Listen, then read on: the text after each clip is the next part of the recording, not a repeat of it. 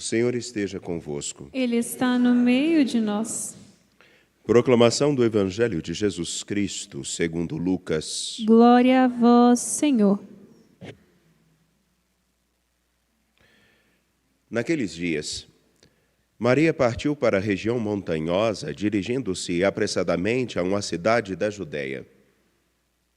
Entrou na casa de Zacarias e cumprimentou Isabel. Quando Isabel ouviu a saudação de Maria, a criança pulou no seu ventre e Isabel ficou cheia do Espírito Santo. Com um grande grito exclamou: Bendita és tu entre as mulheres e bendito é o fruto do teu ventre. Como posso merecer que a mãe do meu Senhor me venha visitar? Logo que a tua saudação chegou aos meus ouvidos, a criança pulou de alegria no meu ventre. Bem-aventurada aquela que acreditou, porque será cumprido o que o Senhor lhe prometeu. Maria disse: A minha alma engrandece o Senhor, o meu espírito se alegra em Deus, meu Salvador, porque olhou para a humilhação de sua serva. Doravante todas as gerações me chamarão bem-aventurada, porque o Todo-Poderoso fez grandes coisas em meu favor. O seu nome é santo, e sua misericórdia se estende de geração em geração a todos que o temem. Ele mostrou a força do seu braço, dispersou os soberbos de coração. Derrubou do trono os poderosos e elevou os humildes. Encheu de bens os famintos e despediu os ricos de mãos vazias. Socorreu Israel, seu servo, lembrando-se de sua misericórdia, conforme prometera aos nossos pais, em favor de Abraão e de sua descendência para sempre. Maria ficou 3 meses com Isabel. Depois voltou para casa. Palavra da salvação. Glória a vós, Senhor. Por favor, podem se assentar. Sejam bem-vindos ao Santuário Basílica Nossa Senhora da Piedade. Vocês que aqui estão. Também você que nos acompanha pela TV Horizonte, pela Rádio América e pelo nosso canal no YouTube, Mãe Piedade. Sofonias. Um nome bonito para vocês colocarem nas filhas de vocês. Nome bonito. Ou então no filho Sofonias. Olha.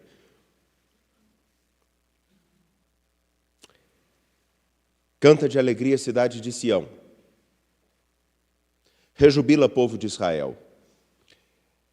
Sofonias tão excêntrico, com um nome tão excêntrico, mas tão significativo, não entrarei nesse mérito agora, ele me parece um pouco deslocado na sua fala ao chamar o povo para rejubilar-se, ficar alegre.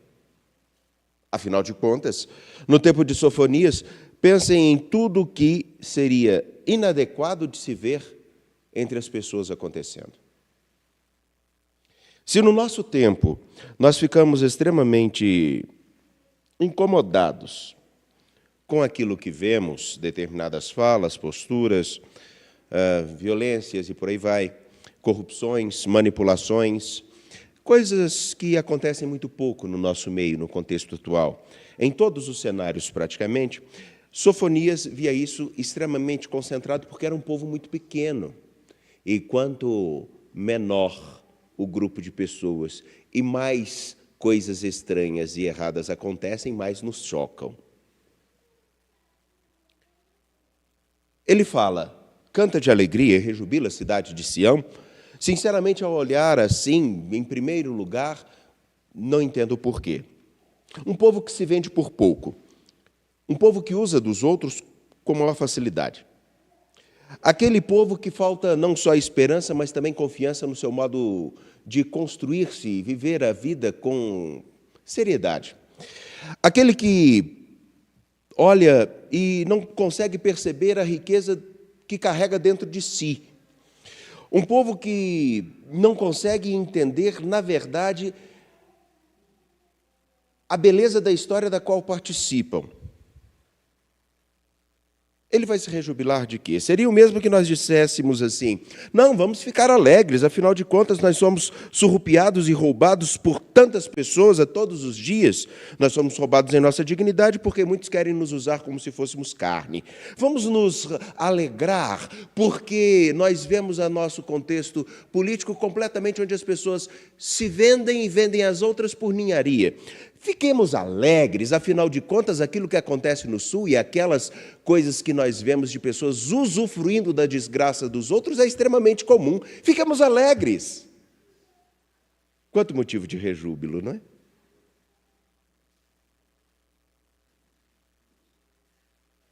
Sofonias está dizendo isso. Num caos, alegrem-se. Mas por quê? Sofonias olha para tudo que está no seu tempo.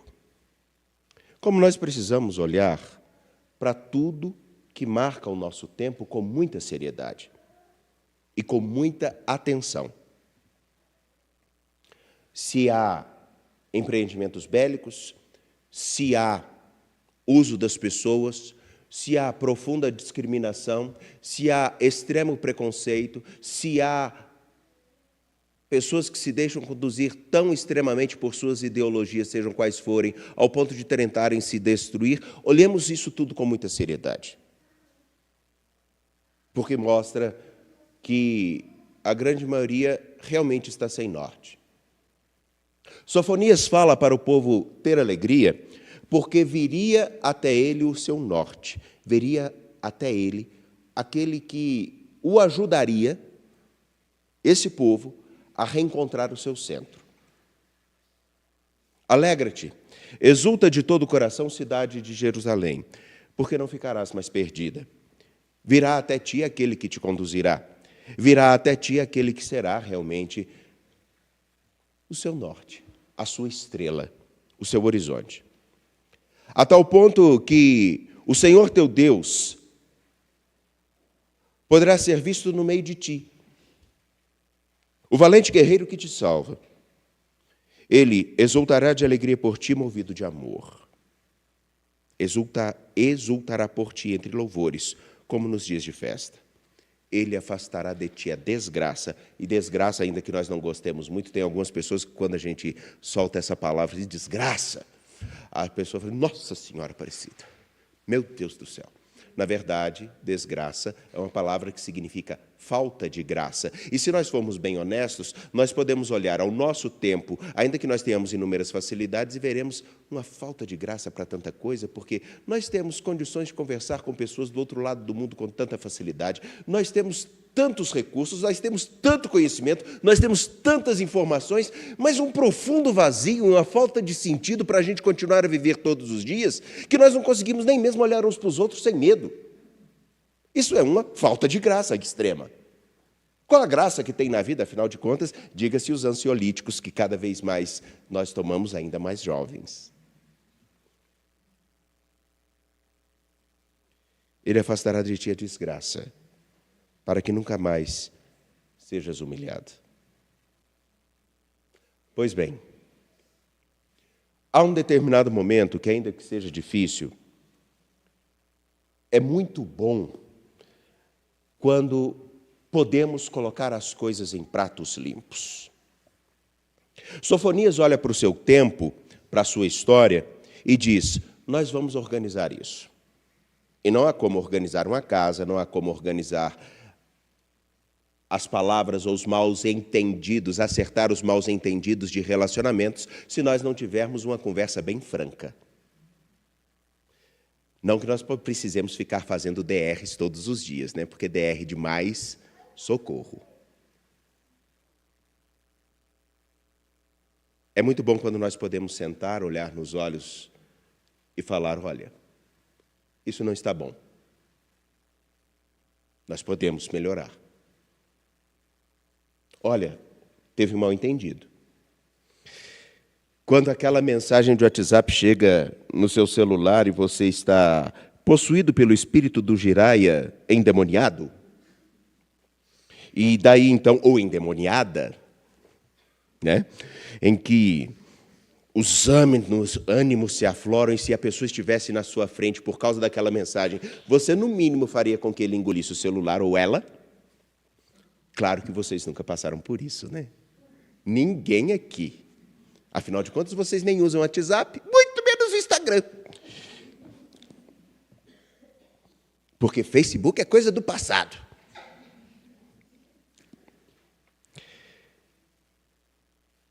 E quando depois daquele ânimo aflorado se senta e conversa, e as coisas ficam claras, os mal entendidos, ou até mesmo os acertos, em que você percebe, você realmente pode, não, vou me esforçar, já que isso não está legal, vou me esforçar, vamos colocar as coisas em pratos limpos, ainda que seja doído e difícil. Porque escutar aquilo que a gente mostrou para outra pessoa, ainda que equivocadamente, não é agradável. É sempre melhor deixar com que a culpa seja do outro. Da mesma forma acontece com o Senhor nosso Deus no tempo de Sofonias e também no nosso tempo. Porque nós temos a dificuldade de deixar com que Ele nos mostre o que realmente podemos ser melhores, para que realmente nós cumpramos aquilo que, de algum modo, nós celebramos ontem de maneira singular. Chegarei até lá. Sofonias fala de um dia e de um tempo onde estamos vendo todo esse caos, mas não se preocupem. Chegará o dia em que o Senhor estará conosco e nós poderemos colocar as coisas em pratos limpos, e ainda que seja difícil,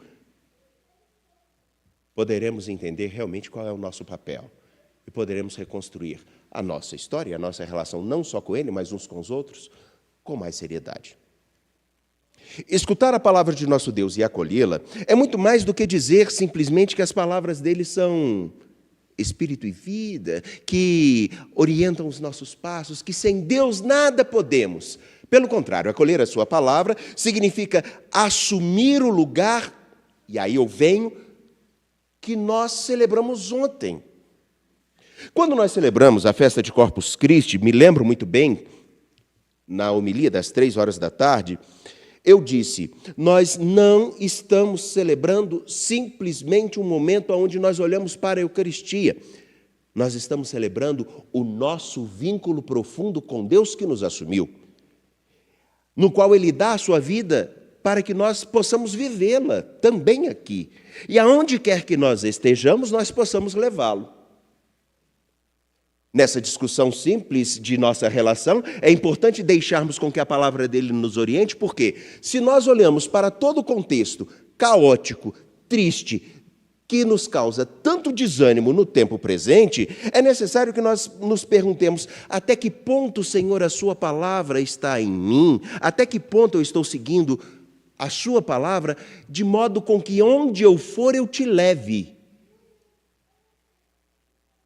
Percebam, nós somos muito bons para exigirmos que os outros levem Deus aos outros, mas nós não entendemos que todo batizado, todo homem ou mulher batizado, como igreja que comunga, deve ser aquele que leva Deus para o mundo caótico e dê oportunidade a outros também de se reverem, relerem e reorganizarem suas vidas. Bom, essa fala, ainda que para muitos seja insignificante, eu gostaria de insistir nela.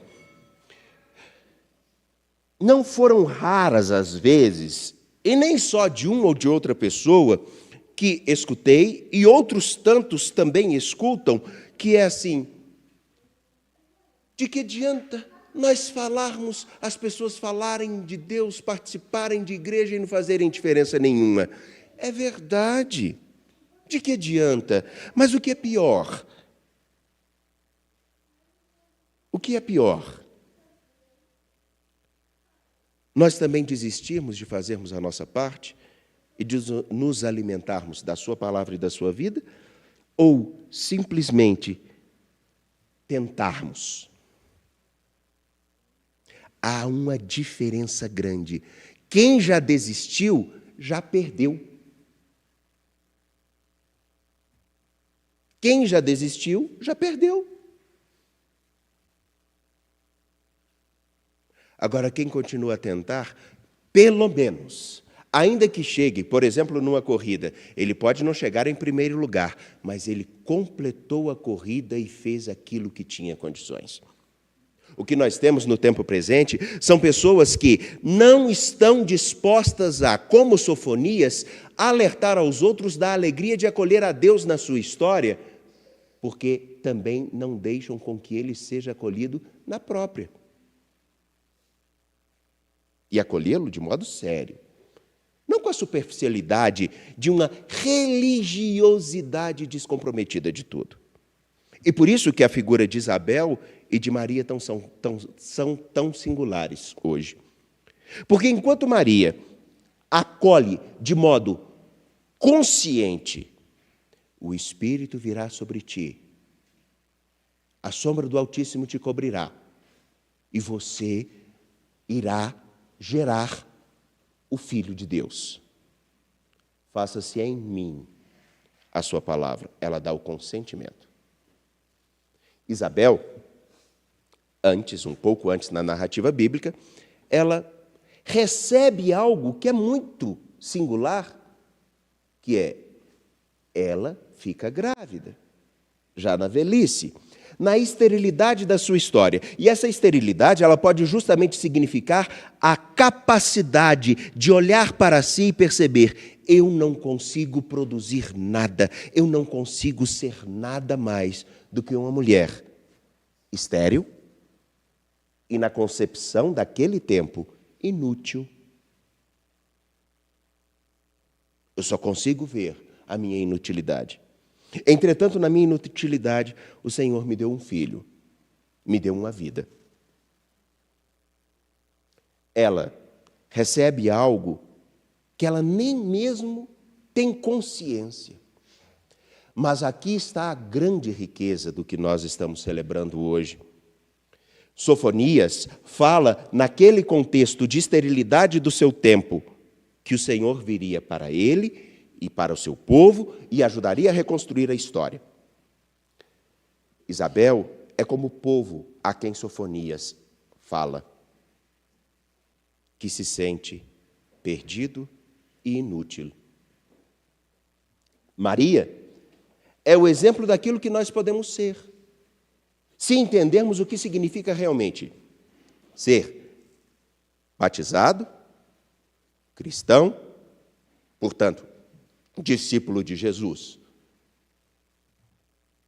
que participam do mistério da sua vida, vinculados pelo seu sangue e seu corpo, que é: Senhor, eu te levarei aonde eu for, para que comigo o Senhor faça maravilhas, não para que eu esteja bem, mas para que nós consigamos viver o bem. Ela assume o seu papel. Nós recebemos inúmeras graças, inúmeros benefícios que nem mesmo nos damos conta. Sejamos bem honestos. Inúmeros. De modo passivo. Está aí, à disposição. Basta olharmos, por exemplo, a beleza desse dia que nós temos aqui no Santuário Basílica. E aqui eu concluo.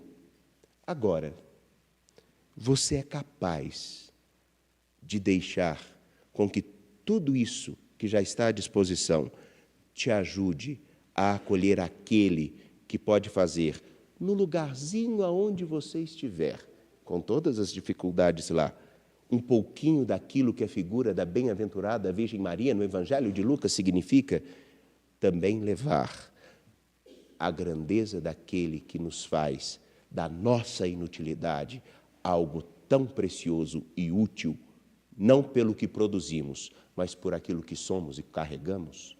Você tem a disposição de fazer isso? Porque eu vou lhe dizer uma verdade. Ficarmos dizendo que ir à igreja ou não ir à igreja, que as pessoas falarem de Deus ou não falarem de Deus, não estar vinculado à igreja ou estar vinculado a ela, no fundo, tudo isso é nomenclatura para dizer se a gente se compromete ou não. No fundo é isso. Porque se fosse assim, se nós fôssemos simplesmente ver as coerências daqueles com quem nós convivemos, deveríamos viver completamente sozinhos, porque, afinal de contas, nem nós somos tão coerentes ao ponto de exigir dos outros a extrema coerência, não é verdade? Basta ver as mensagens de WhatsApp, com que às vezes, pelo nosso ímpeto, falamos o que não é necessário. Que o Senhor nos ajude a acolher a salvação que Ele nos dá, porque já existe tanto benefício à nossa disposição, mas ainda assim, levamos muito tempo para perceber o que Ele já construiu conosco, o que é colocado à nossa disposição. Sofonias fala isso, alegra-te, porque chegará o dia no qual é preciso colocar os pingos nos is, para reorganizar os nossos passos. A partir de agora, uma nova história. Mas depende só de uma pessoa. Só de uma. E te garanto, não é de Deus.